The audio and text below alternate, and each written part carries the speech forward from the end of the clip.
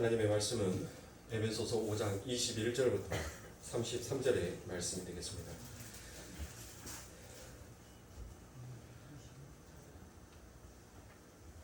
에베소서 5장 21절부터 33절 다 찾으신 줄 알고 한 목소리로 함께 봉독하여 올리도록 하겠습니다. 그리스도를 경외함으로 피차 복종하라. 아내들이여 자기 남편에게 복종하기를 주께 하듯 하라. 이는 남편이 아내의 머리됨이 그리스도께서 교회의 머리됨과 같으니 그가 바로 몸의 구주시니라. 그러므로 교회가 그리스도에게 하듯 아내들도 범사에 자기 남편에게 복종할지니라. 남편들아 아내 사랑하기를 그리스도께서 교회를 사랑하시고 그 교회를 위하여 자신을 주심같이 하라. 이는 곧 물로 씻어 말씀으로 깨끗하게 하사 거룩하게 하시고 자기 앞에 영광스러운 교회로 세우사 티나 주름 잡힌 것이나 이런 것들이 없이 거룩하고 흠이 없게 하려 하심이라. 이와 같이 남편들도 자기 아내 사랑하기를 자기 자신과 같이 할지니 자기 아내를 사랑하는 자는 자기를 사랑하는 것이라. 누구든지 언제나 자기 육체를 미워하지 않고 오직 양육하여 보호하기를 그리스도께서 교회에게 함과 같이 하나니 우리는 그 몸의 지체임이라. 그러므로 사람이 부모를 떠나 그의 아내와 합하여 그 둘이 한 육체가 될지니 이 비밀이 크도다. 나는 그리스도와 교회에 대하여 말하노라. 그러나 너희도 각각 자기의 아내 사랑하기를 자신같이 하고 아내도 자기 남편을 존경하라. 아멘. 자, 남편들아 아내들아 라는 말씀의 제목을 가지고 두 번째 시간을 갖도록 하겠습니다. 자, 우리가 지난 시간에 성령 충만한 그리스도인들은 그들의 삶에서 반드시 예배하는 삶이 되어야 한다라고 말씀을 드렸습니다. 그리고 그 예배하는 사람이 바로 피차 서로 복종하는 삶을 살아야 한다라고 제가 이렇게 말씀드렸죠. 그러면서 여러분들에게 한 가지 질문을 던졌습니다. 자, 천국에는 여러분들 가정이 있을까요 없을까요? 라는 그와 같은 질문을 드렸어요. 그래서 여러분들은 왜 하나님께서 이 땅에 가족을 만들어 놓으셨는지를 그 이유를 설명하시기 위하여서 하나님께서는 너희들이 성령 충만하라 그리고 피차 복종하라 라고 말씀을 했습니다. 그러니까 여러분들이 지금 현재 갈라디아서 에베소서 5장에서부터 6장까지 넘어갈 때까지 여러분들이 잊지 말아야 될 말씀이 있어요. 오늘 역시도 잊지 말아야 될 말씀이 피차 복종하라라는 이 말씀인데, 이 피차 복종하라는 것이 어디에서 복종하라는 것이었어요? 성령 충만, 성령 안에서 피차 복종이다라는 것을 여러분들이 절대로 잊어버리시면 안 됩니다. 이것을 잊어버리면, 성령이라는 것을 잊어버리게 되면 자칫 인간의 행위가 그 안에 드러나올 수가 있게 됩니다. 그래서 하나님께서는 이처럼 우리들에게 가정을 주시는 그 이유는 바로 천국에서 하나님을 아바 아버지라고 부르고 우리가 그 예수 그리스도로 말미암아서 한 피를 나눈 한 형제요 한 지체가 되는 것이기 때문에 그 큰 모임을, 큰 그림을 우리들에게 이렇게 이 땅에서 작은 그림으로 가족으로 보여주셨다라고 말씀을 드렸습니다. 그리고 난 다음에 여러분들에게 뭘 말씀을 드렸냐면, 자녀들아 부모에게 공경하라. 그것을 공경을 하면 너희들이 장수하리라 라고 말씀을 드렸죠. 그래서 제가 여러분들에게 십계명을 외우는 방법을 가장 간단한 방법으로 설명을 드렸습니다.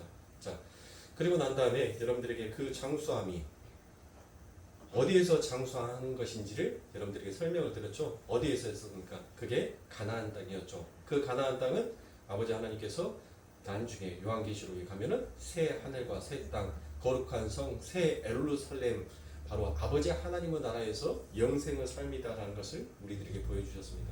그래서 이 땅에서 부모에게 공경하라라고 하나님께서 이처럼 우리들에게 명령을 준 것은 우리가 이 땅에서 부모를 공경하는 연습을 통하여서 그와 같은 훈련과 연습 속에서 이제는 아버지 하나님의 나라에 갔었을 때 더욱더 자연스럽게 하나님을 공경할 수 있는 자, 하나님을 존경할 수 있는 자로 세워지기 때문에 하나님께서는 우리들에게 지상의 대명령처럼 그렇게 명령을 내리십니다. 그리고 그 명령 속에 마치 인간에게 기여가 되는 어떤 복이 주어지는 것처럼 우리 하나님께서 말씀을 하여 주셨던 것입니다.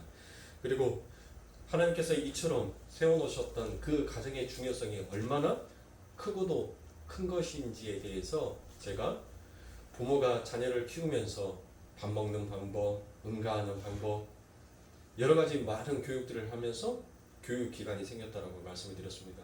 그리고 그 자녀가 아픔으로 인하여서 그 자녀를 병 간호를 하다 보니까 의료가 발달했다라고 생각해서 제가 말씀을 드렸죠. 그리고 아버지 하나님은 이제 아버지의 그 권위 있는 그 권위의 그들을 이끌어가 아내를 이끌어가고 자녀를 훈육하고 양육해가면서 이끌어가는 그것이 바로 지금의 민주주의 정치를 만들었다라고 제가 말씀을 드렸습니다.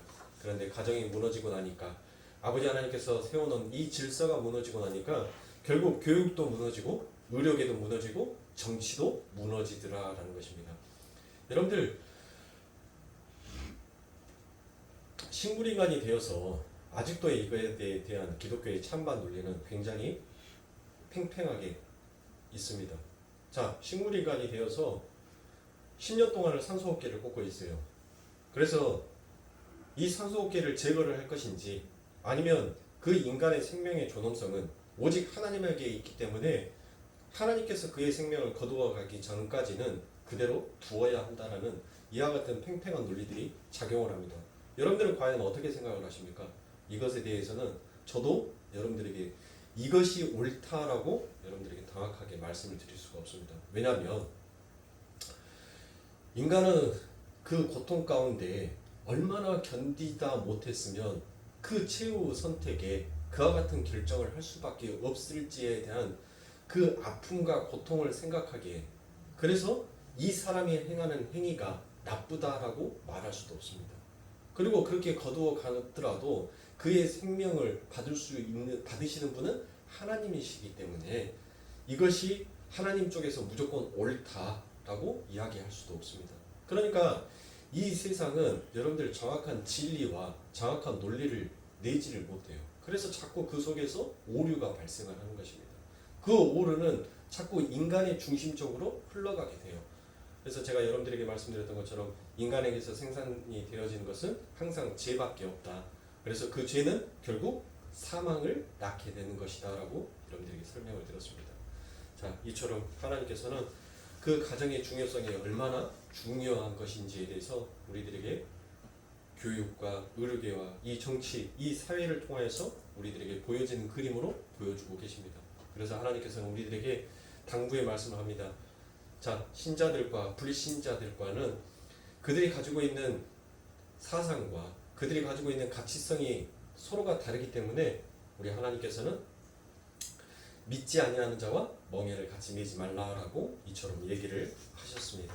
그래서 우리들은 오직 이 땅에 상을 두는 것이 아니라 오직 아버지 하나님은 그 나라에 상을 두고 살아가는 자이기에 그들과는 항상 대립이 일어나며 그것을 인하여서 우리들은 자꾸 분쟁과 다툼이 절대 하나 되지 못하는 나눔의 일이 일어나게 되더라라는 것입니다. 자, 그러면서 제가 하나님께서 남자를 창조를 하셨는데 그 남자를 창조하신 이유가 무엇이다라는 것을 하나님께서 말씀을 해주셨죠. 자, 남자에게서 여자가 탄생되기 위해서는 남자가 뭐 해야 돼요? 죽어야 돼요. 죽어야지만이 그 속에서 생명이 피어나더라라는 것을 보여줬습니다. 그게 바로 예수 그리스도께서 죽으심으로 말미암아 무엇이 탄생이 되는 거예요? 교회가 탄생되어지는 것을 하나님께서 설명해 주시기 위하여서 아버지 하나님께서는 창세기에서 아담을 잠재우시고 그의 갈비뼈를 취하심으로 그의 물과 피를 취하심으로 인하여서 여자가 탄생되어지는 그와 같은 그림을 미리서 창세기에서 우리들에게 그려서 보여주셨다라고 말씀을 드렸습니다. 그래서 여러분들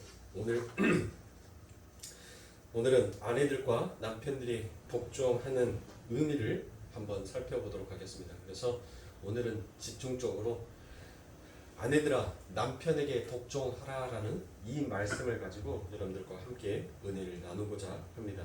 자, 성경은 아내들이여 자기 남편에게 복종하라라고 강력하게 공고를 합니다. 그런데 당시 여자들은 남자의 기재의 도구였어요. 즉 가구 정도의 그와 같은 존재로 취급을 했단 말이에요. 그러니까 그때 당시에는 이 여자에 대한 어떤 법적으로 그 여자를 죽이거나 그 여자를 버리거나 이렇게 했었을 때 여자들은 법적으로 보호를 받을 수 있는 제도가 하나도 만들어져 있지 않았습니다. 오직 있었으면 인구조사를 하는데도 그 여자와 아이들은 개수를 세지 않았어요. 오직 성년인 남자만 숫자로 여겼었습니다. 자, 그래서 유대인들이 아침마다 눈을 뜨고 하나님 앞에 제일 먼저 기도했던 그 기도의 내용이 바로 하나님 저를 이방인이나 종이나 여자로 태어나지 않게 해주셔서 감사합니다라는 이와 같은 기도를 그들은 먼저 했습니다. 그리고 그 기도는 지금도 하고 있어요. 지금도. 그러니까 여러분들 심지어 이 유대인들뿐만 이렇게 여자들을 비하하고 여자들을 업신여겼던 것이 아니라 이 로마 시대에서는 여자들을 가리켜서 임페실리타스라는 이 단어를 사용을 했습니다. 이 말을.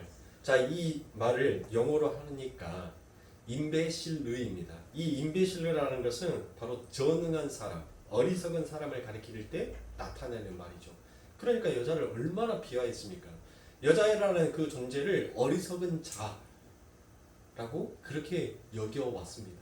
전능한 자다라고 여겨왔습니다. 그러니까 어리석고 전능한 자가 남편에게 어떤 얘기를 할 때 그 남편이 그 이야기를 들어주겠어요? 안 들어주죠. 왜? 어렸을 때부터 그 자라오는 그들의 문화가 여자는 어리석은 자다, 여자는 전능한 자다라는 것을 그 가르침을 받고 남자들이 자라왔단 말이에요. 그리고 여자들은 그 당시에 가제처럼 그렇게 하나의 가구처럼 취급을 되었기 때문에 여자들은 그렇게 길을 피고 살지를 못했어요. 그런데 여러분들 거기다가 대고 지금 그 시대에 맞춰서 거기다 대고 지금 사도 바울이 뭐라고 얘기를 해요? 기가 막힌 얘기를 사도 바울이 또 하죠. 그러니까 남자들이 뭐합니까? 그래, 너 참 멋진 말 하는구나. 너 참 멋진 말. 너 진짜 하나님의 종이구나 라고 그들이 사도 바울을 칭송했을 거 아닙니까? 왜요? 오늘 에베소서 말씀에 뭐라고 되어 있습니까? 여자들아 남편들을 존중하라, 존경해라, 섬겨라, 절대 복종해라 라는 식으로 그렇게 얘기를 해버렸단 말이에요. 그러니까 여러분들 그때 당시에 안 그래도 사회적 분위기가 여자를 업신 여겼던 사회였는데 지금 이 사도라는 사람이, 바울이라는 자가 그렇게 얘기를 해버렸으니 얼마나 그것을 핑계 삼아서 여자들을 업신 여겼겠냐고요. 그러니까 하나님의 말씀을 율법으로 들어버리니까 그 율법 속에서 나오는 것은 전부 다 뭐 하더라? 범법한 죄를 짓더라는 것입니다. 그래서 갈라디아서 3장 28절에 보면 너희는 유대인이나 헬라인이나 종이나 자주자나 남자나 여자 없이 다 그리스도 예수 안에서 하나이니라 라고 바로 사도 바울이 이처럼 얘기합니다. 그래서 사도 바울이 그때 당시에 이 남자들이 이 사도가 얘기했던 말에 대해서 오해를 하고 무소불리하다는 그와 같은 엄청난 권위로 여자를 더욱더 핍박하고 여자를 더욱더 업신 여겼었어요. 그럴 때 사도가 지금 그들에게 대고 이렇게 얘기합니다. 복종하라는 이 뜻이 그와 같은 뜻이 아니다. 여자들을 마치 종처럼 개처럼 그렇게 부려서는 아니 된다라고 얘기를 합니다. 그러면서 그 복종하라라고 되어 있는 그 휘포타소라는 그 말 안에 바로 어떤 의미, 어떤 단어가 그 안에 포함이 되어 있냐면 바로 탁시스라는 그와 같은 말이 그 안에 담겨져 있습니다. 이 탁시스라는 말은 바로 질서를 나타내는 말이에요. 질서. 그러니까 너희들이 지금 아내가 남편에게 복종해야 되는 것은 그게 바로 하나님이 우리들에게 준 질서다라는 것을 지금 사도가 얘기합니다. 그러면서 제가 방금 읽어드렸던 갈라디아서 3장 28절의 말씀을 그들에게 전달을 합니다. 분명 바울은 갈라디아서에서 여자는 남자의 가지도구가 아니라 남자와 하나인 동등한 존재라고 강변을 하고 있습니다. 그럼에도 불구하고 여자들에게 아내들이여 자기 남편에게 복종하라고 말씀을 하셨을 때는 사도 바울은 여기서 어떤 메시지를 우리들에게 지금 전달해 주고 있는 것과 같습니다. 바로 그 말씀이 고린도전서 11장 3절과 8절과 9절의 말씀에 이처럼 기록이 되어 있습니다. 그러나 나는 너희가 알기를 원하노니 각 남자의 머리는 그리스도요 여자의 머리는 남자요 그리스도의 머리는 하나님이시라. 남자가 여자에게 낳은 것이 아니요 여자가 남자에게서 낳았으나 또 남자가 여자를 위하여 지음을 받지 아니하고 여자가 남자를 위하여 지음을 받은 것이라라고 되어 있습니다. 자, 여러분들 보십시오. 하나님께서 명확하게 지금 복종하라라는 그 의미 속에 담겨져 있는 질서가 무엇인지를 우리들에게 명확하게 나타내고 있습니다. 그래서 이 사도 바울은 그 복종하라라는 그 의미가 너희들의 욕심, 너희들의 욕망을 채우기 위해서 그렇게 복종, 굴복을 시키는 것이 아니라 지금 우리는 이 말씀이, 이 복음이 어디에서 왔느냐라는 거예요. 너희가 율법을 알든 율법을 알지 못하는 자들, 지금 이 너희들에게 전하는 내가 누구인지 너희들은 지금 알아요, 몰라요? 알잖아요. 그렇죠. 자기가 지금 누구인지를 그들은 안단 말이에요. 그 사도로서 지금 사도가 누구의 말을 전하는 거예요? 하나님의 말을 전한다는 것은 그것은 이방인들도 알아요.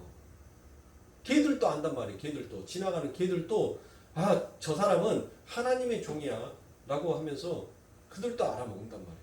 그래서 이 사도가 지금 그와 같은 얘기를 하는 겁니다. 무슨 얘기를 해준 거예요? 고린도전서 이 말씀을 가지고 그 질서가 무엇인지를 지금 설명을 하고 있는 거예요. 그 질서가 뭐다라고 얘기해요? 자, 어떻게 흘러옵니까? 하나님에게서 누구로? 예수로. 예수에게서 누구로? 남자로. 남자에게서 누구로? 여자로. 자, 그렇게 여러분들 순차적으로 흘러가는 것을 우리가 이 말씀을 보면서 볼 수 있습니다. 그래서 여자는 남자의 갈비뼈에서 나왔기 때문에 여자의 머리가 남자다라는 것입니다. 바로 디모데전서 2장 11절부터 14절에 보면 여자는 1절 순종함으로 종용이 배우라. 여자를 가르치는 것과 남자를 주관하는 것을 허락하지 아니하노니 오직 종용할지니라. 이는 아담이 먼저 지음을 받고 이 하와가 그 후이며 아담이 게임을 보지 아니하고 여자가 게임을 보아 죄에 빠졌음이라라고 얘기를 합니다. 자, 여러분들 보세요. 바로 이 질서를 깨버리는 것이 그게 뭐예요? 그게 바로 성경에서는 우리들에게 죄다라고 이야기를 하고 있는 것입니다. 그래서 여러분들 선악과의 사건을 통하여서 여자는 남편의 말에 복종하라고 얘기를 했죠. 즉 여자 스스로가 어떤 일에 대해서 스스로 판단해서는 돼요, 안 돼요? 안 되는 거예요. 자기와 하나인 누구에게, 아담에게 가서 이 선악과의 열매를 먹어도 되는지에 대해서 먼저 묻고 상의를 했었어야 돼요. 그런데 하와는 어땠었습니까? 그 질서, 위계 질서를 무너뜨려 버린 거예요. 그 질서를 무너뜨리고 하와 스스로가 그 선악과를 물어보지도 않고 먹어버립니다. 그리고 난 다음에 그 선악과를 누구에게 주죠? 남편 아담에게 주죠. 그러니까 전혀 그 질서를 무너뜨려 버리고 자기 스스로 판단하여서 자기 스스로 죄와 사망의 열매를 먹어버린 죄의 권세를 타고 지금 이 여자가 남자에게 뭐 하는 거예요? 전가시켜 버리는 거예요. 그러니까 하나님의 질서는 반드시 하나님에게서 예수로, 예수에서 남자로, 남자에게서 여자로 흘러야 되는데 지금 이 질서를 깨버렸죠. 누가? 여자가 깼다는 거예요. 여자가 누구에게? 바로 남자에게. 그리고 그 남자에게 깨진 것이 결국은 하나님께까지 도달을 되더라라는 것이에요. 그래서 그게 바로 죄다라는 것을 설명을 하고 있는 것입니다. 그래서 그와 같은 죄를 범한 그 여자들에게는 하나님께서 저주의 말씀을 드립니다. 창세기 3장 16절에 보면 또 여자에게 이르시되 내가 내게 잉태하는 고통을 크게 더하리니 내가 수고하고 자식을 낳을 것이며 너는 남편을 사모하고 남편은 너를 다스릴 것이라 하시고라고 되어 있습니다. 자, 여러분들 보세요. 세상이 왜 이렇게 혼란스러워졌습니까? 세상이 왜 이렇게 혼돈하고 있습니까? 마치 창세기 1장 1절에 나와 있는 흑암과 어둠의 시대로 다시 이 세상이 점점 흘러가고 있습니다. 그 이유가 무엇이에요? 바로 이 질서가 무너져 버렸기 때문에. 그래서 이 세상은 여러분들 어둠으로 쇠퇴함으로 치닫고 있는 것이에요. 그러므로 다시 태초의 질서를 하나님께서 그 질서를 회복하시기 위하여서 우리들에게 누구를 보내주셨어요? 예수 그리스도를 보내주신 것입니다. 그리고 그 예수 그리스도를 통하여서 성령을 통하여 우리들은 이제 이 무너져 버린 이 질서를 회복한 자로 하나님 앞에 쓰게 된 자예요. 그래서 내가 한 것이 없어요. 나는 여전히 내 남편을 내게 굴복시키고, 그렇게 남편이 굴복당하니까 이제는 누구마저도, 하나님마저도 내 말 앞에 굴복하는 자로 만들어 보려고 하는 그 죄의 속성을 가지고 있는데, 하나님께서 우리를 십자가에 죽이시고 그 죄의 속성을 하나님께서 무너뜨리시고, 이제 예수 그리스도의 그 피로 그 모든 것들을 깨끗하게 씻어서 오직 하나님에서 예수로, 예수에서 남자로, 남자에서 여자로 가는 그와 같은 위기 질서를 회복하여 주신 것입니다. 그래서 오늘 본문에서도 사도 바울이 말하려 하는 내용이 바로 그것입니다. 그래서 하나님께서 남자는 여자를 다스리고 여자는 남자에게 복종하라고 하고, 그렇게 해부학적으로나 생리학적으로도 창조를 해 놓으신 것입니다. 그래서 바울은 여자를 남자보다 연약한 그릇이다라고 칭합니다. 베드로전서 3장 7절에 보면, 남편 여러분, 이와 같이 여러분도 아내가 여성으로서 자기보다 약한 그릇임을 이해하고 함께 살아야 합니다라고 이처럼 얘기합니다. 그러니까 이렇게 여러분들이 이해하시면 조금 더 쉬울 것입니다. 여자와 남자는 구원이라는 커다란 목적지를 향해서 가면서 하나님으로부터 각기 다른 역할을 부여받은 자일 뿐입니다. 그래서 남편들은 앞에서 끌어주는 역할을 하는 거예요. 그와 같은 권위와 힘과 포용력을 받았고, 아내는 남편을 도와 이 가정이라는 열차가 목적지까지 잘 도착하도록 하기 위해서 순종과 섬세함의 지혜를 받은 것입니다. 그러니까 여러분들, 기차가 달리기 위해서는 여러분들 뭐가 필요합니까? 철로가 필요하죠. 근데 그 철길은 여러분들 정확한 계산 속에서 철로가 나아져요. 정말 섬세하게 그 철로가 나지게 됩니다. 거기에서 조금이라도 오차 범위가 있게 되면 그 열차는 바로 그 라인을 지나갈 때 탈선하고 말게 되는 것입니다. 그러니까 그 열차가 출발해서 온전한 목적지까지 이르기 위해서는 그 열차는 뭐 해야 돼요? 깔아진 그 레일 위를 그 열차의 힘과 그와 같은 권위와, 그리고 많은 사람들의 열차는 싫잖아요. 그렇죠? 그와 같은 포용력으로 끌고 가는 거예요. 그런데 그 끌고 가는 것은 그 열차 혼자서 무작정 달릴 수 있는 것이 아닙니다. 은하철도 999가 아니에요. 은하철도 999에도 여러분들 그 하늘 날기 위해서는 반드시 뭐가 필요해요? 선로가 필요하다니까요. 선로 없이 은하철도 999도 못 날라요, 여러분들. 비행기처럼 일정한 선로가 있어야지만이 그 기차도 날릴 수 있어요. 네? 여러분들 보세요. 근데 그 철로는 아무것도 아닌 것 같지만, 그 철로는 하나님께서 주시는 그 지혜로, 그리고 그 안에 담겨져 있는 섬세함, 그리고 아무리 육중한 무게의 열차가 지나간다 하더라도 그 모든 것들을 받아서 이겨내는 순종함이 그 안에 담겨져 있는 것입니다.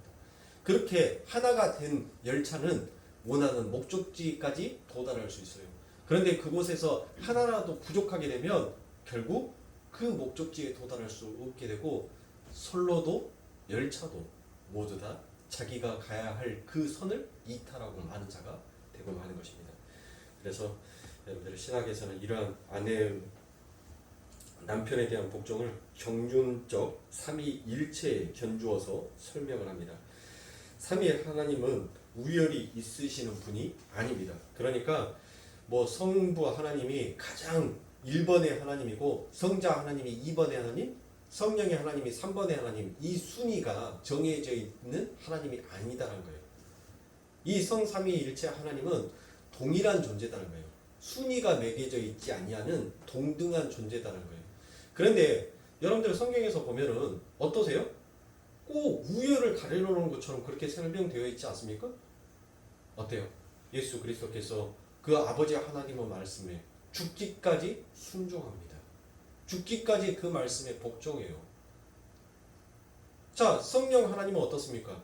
성령 하나님도 그 예수 그리스도를 통하여서 그 예수 그리스도에게 죽기까지 복종하는 그와 같은 자처럼 보여집니다. 아니, 예수가 죽고 난 다음에 하늘로 부활하고 승천하여서 뭐합니까? 성령아 너 내려가 하라고 하니까 성령이 내려가요. 그러면 그거 안에는 뭐가 있어요? 복종과 순종이 담겨져 있지 않습니까? 그러면 왜 성경에서는 이처럼 우열이 가려지는 것처럼 이렇게 기록을 해놨냐고요. 그러니까 하나님께서는 이 땅을 살아가는 자의 질서가 무엇인지를 하나님께서 우리들에게 보여주시기 위한 것이에요. 순종이 무엇인지를, 그리고 그에 따르는 복종이 무엇인지를. 결국 성자 하나님과 성령 하나님이 그렇게 순종하고 복종했던 그 이유는 뭐였어요? 오직 당신의 영광, 그 거룩을 향하여서 그들이 동일한 목적을 가지고 그렇게 순종하고 복종하였더라라는 것입니다. 그러니까 여러분들 다른 것이 아니에요. 지금 하나님께서 우리들에게 말씀하고 계신 아내들이여 남편들에게 복종하라라는 이와 같은 말씀은 여러분들이 이 세상 가운데 있어서 여러분들 복종하라는 사사로운 일들에 복종하라는 말이 아니에요. 네? 바로 여러분들에게 주어져 있는 그 예수, 그 하나님의 영광, 그리고 서로가 점도 없고 흠이 없는 거룩한 자로 세워져 가기 위한 그와 같은 그 한 목표 안에서 복종과 순종을 지금 이 사도가 우리들에게 요구하고 있습니다. 여자는 누구를 가리키는 거예요? 교회를 가리키는 거죠. 그래서 교회는 곧 누구다? 바로 우리다라는 것이에요. 그러니까 우리가 아버지 하나님의 말씀 앞에서 그렇게 남편된 누구?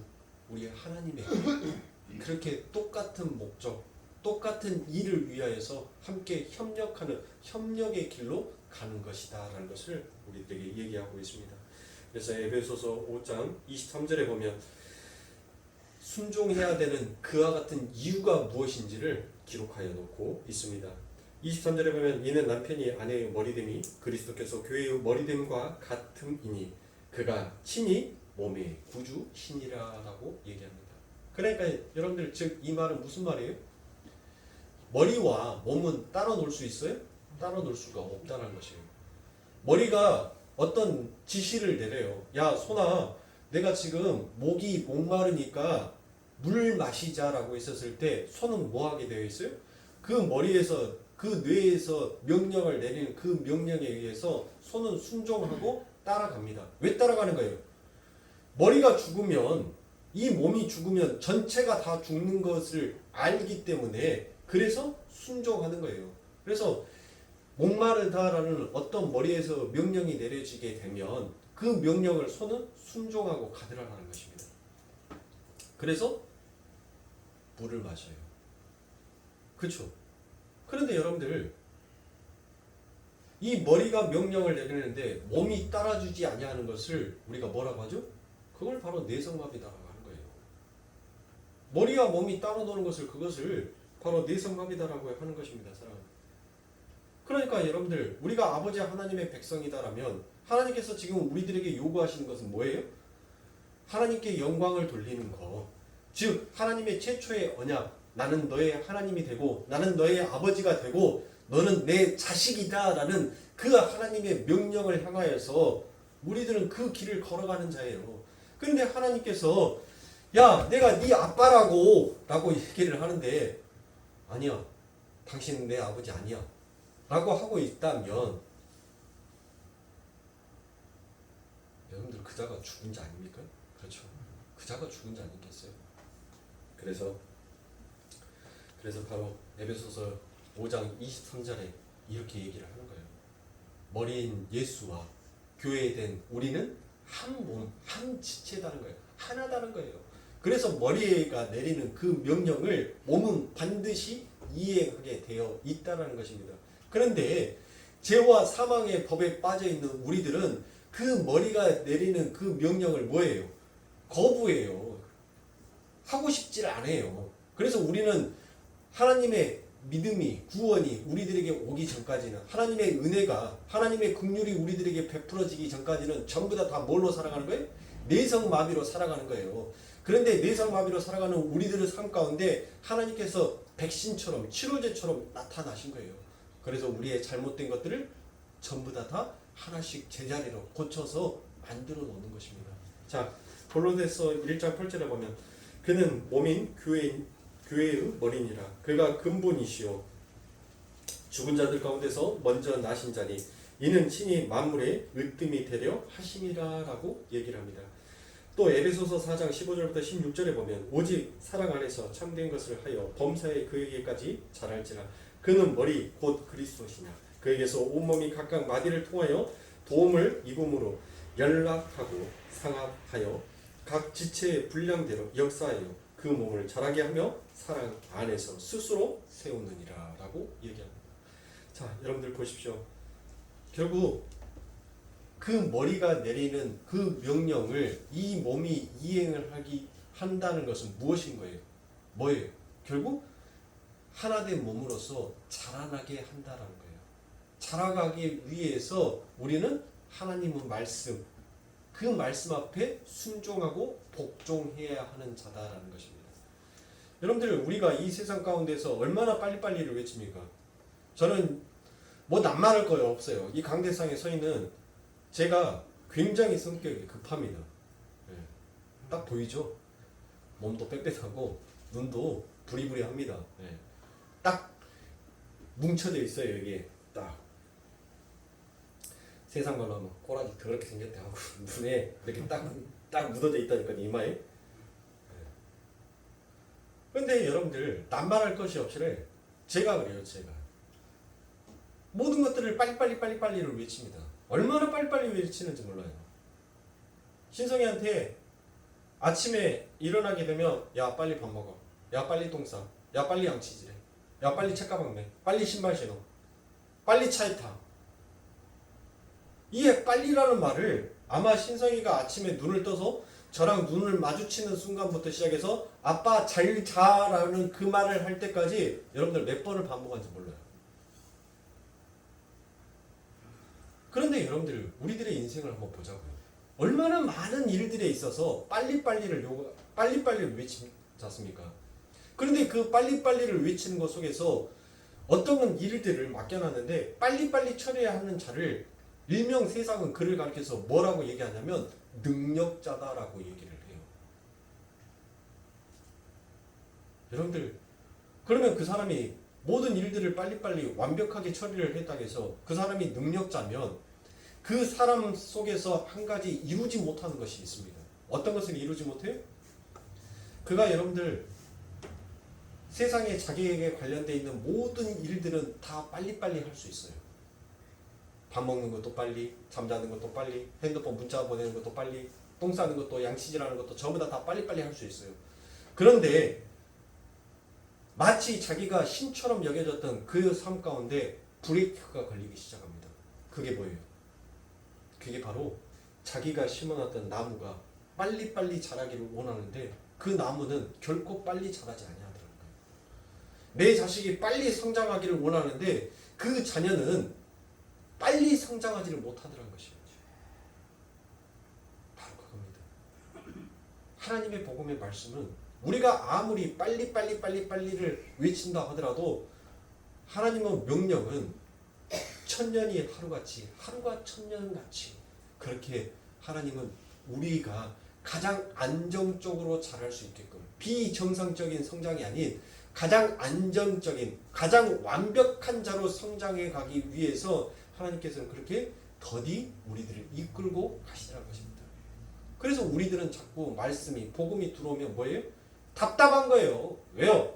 내 삶 가운데서는 빨리인데 기도했으니까 빨리 이것이 응답되어져서 내 삶 가운데 뚝하니 나타났으면 좋겠는데, 아니 기도를 해도 응답은 받았는데 이놈의 응답이 언제 내 삶 가운데, 내 현실 가운데 나타날지를 몰라요. 그러니까 하나님 왜 안 줘요? 왜 안 들어줘요? 아니 응답을 주셨는데 그 일을 언제 이루실 거예요?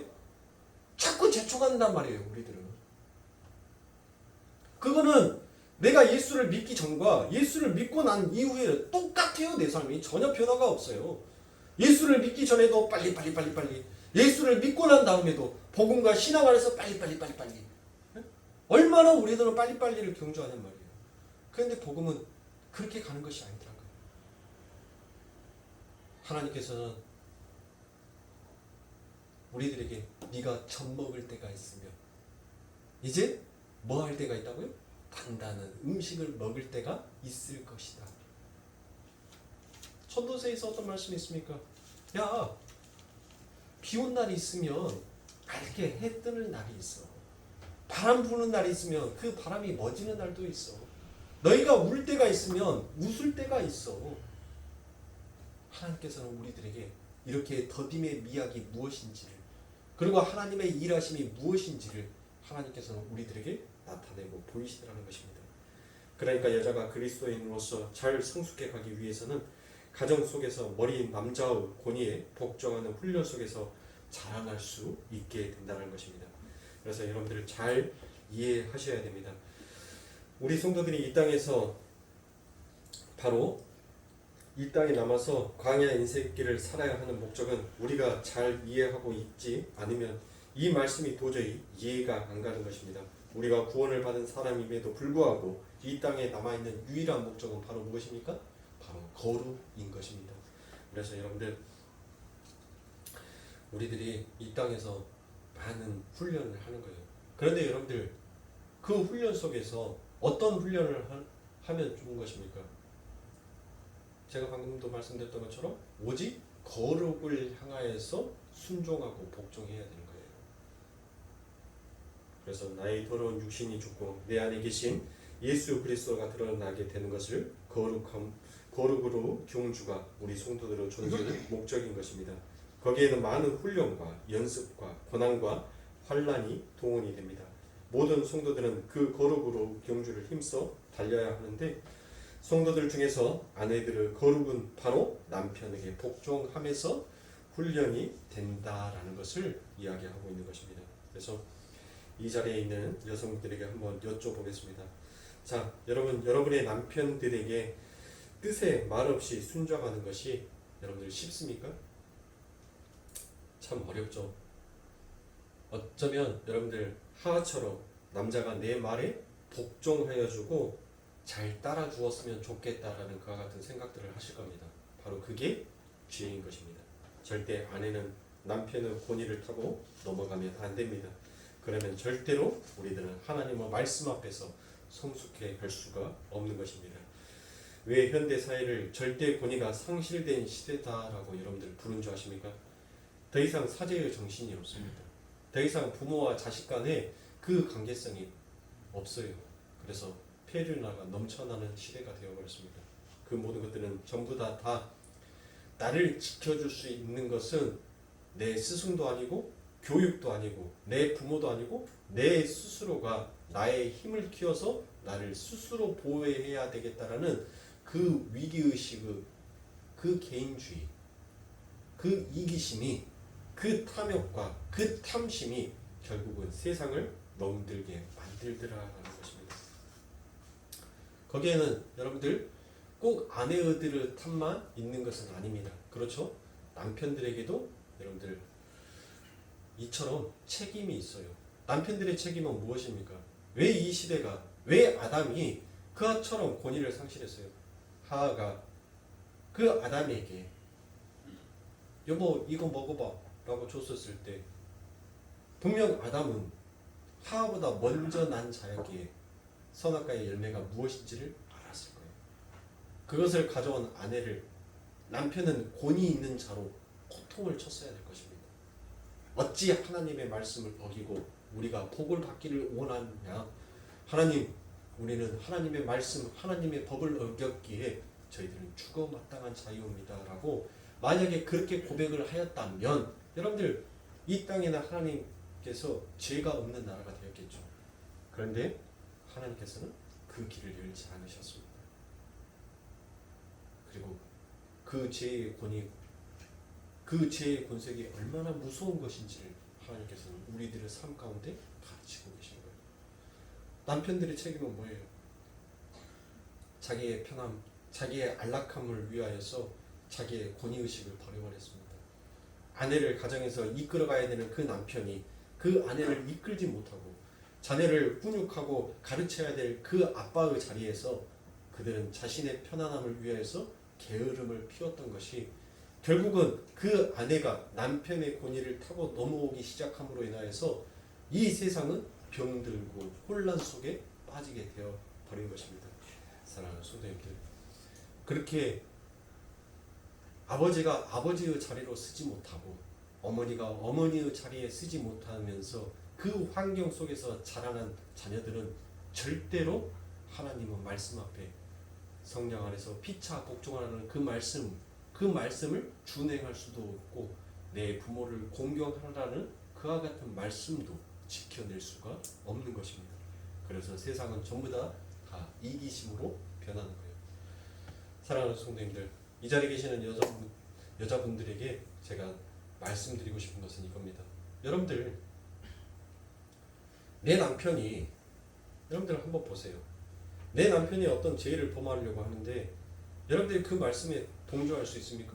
여보, 내가 저 새끼 정말 미워서 가는데 농약 좀 한 병 사갖고 와봐.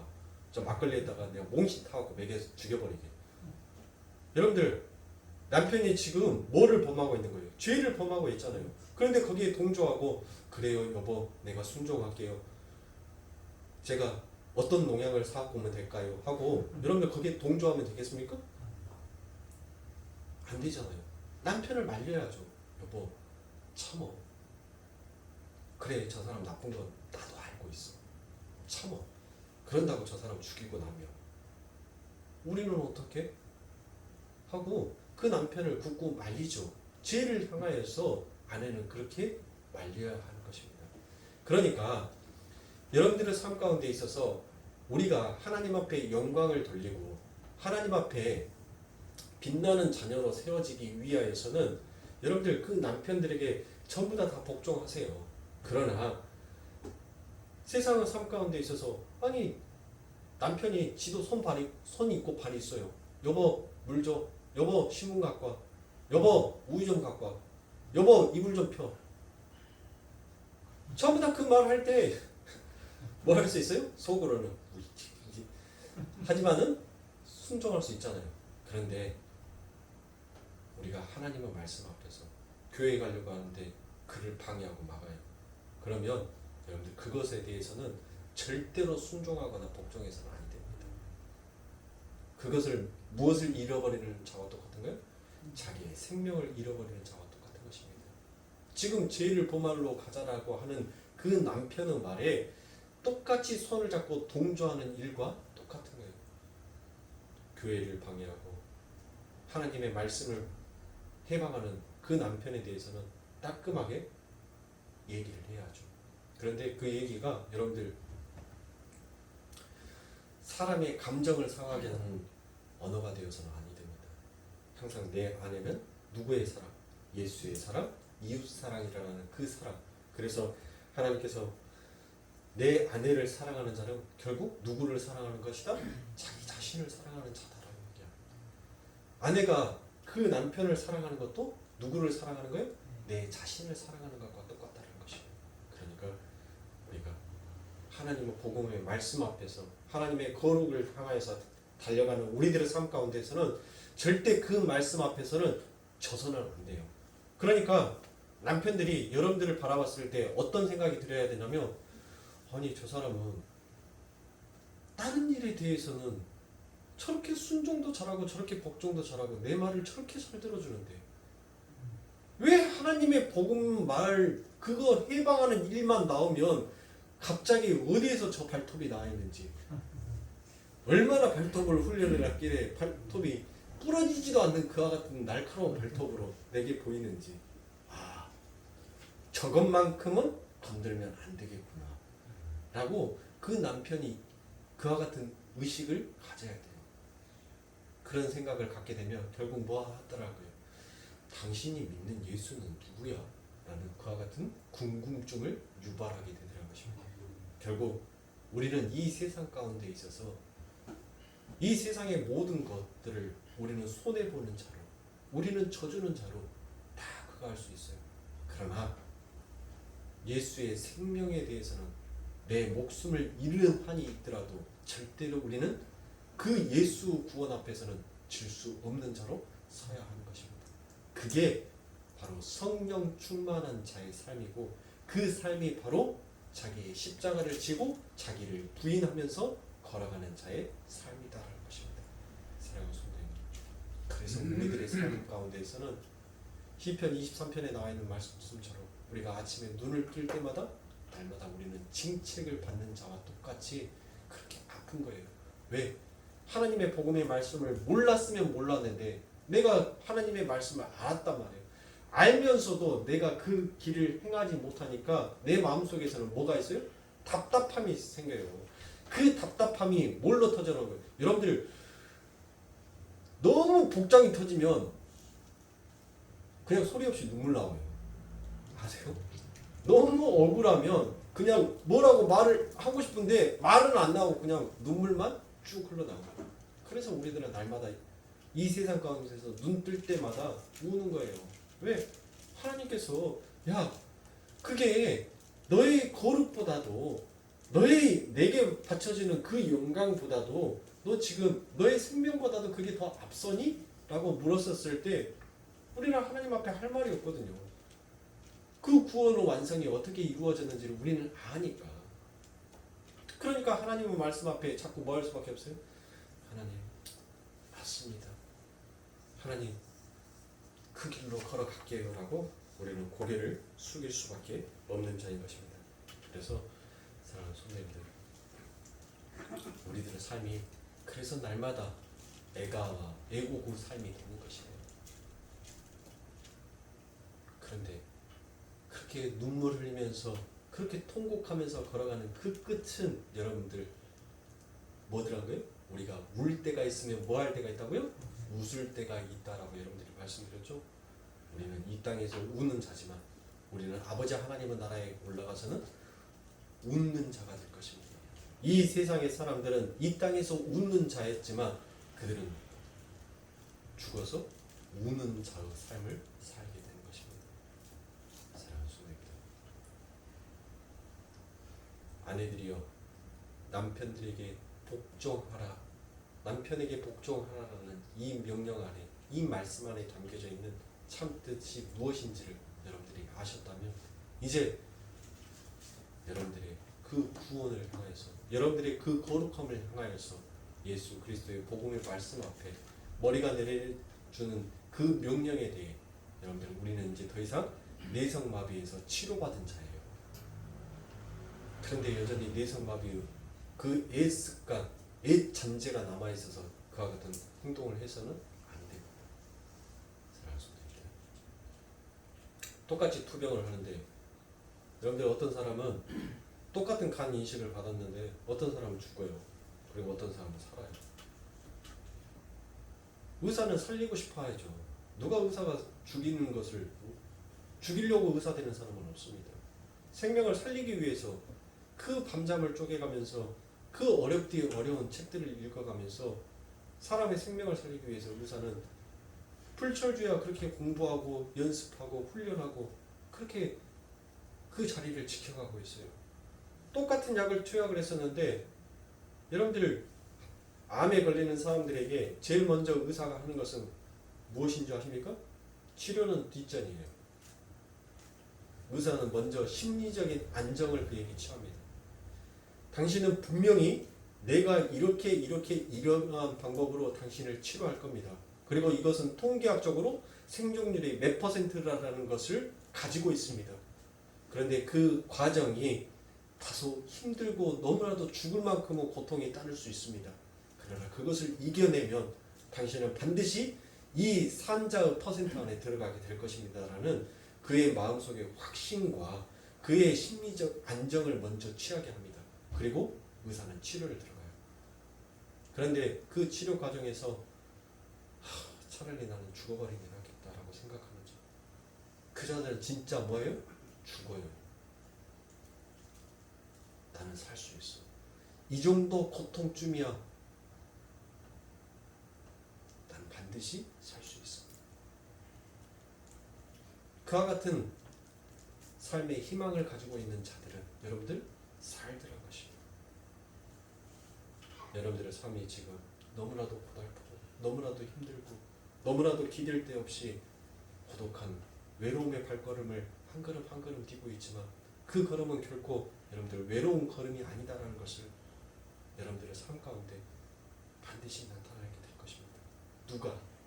예수가. 왜? 살아계신 하나님이시니까. 전능하신 하나님이시니까.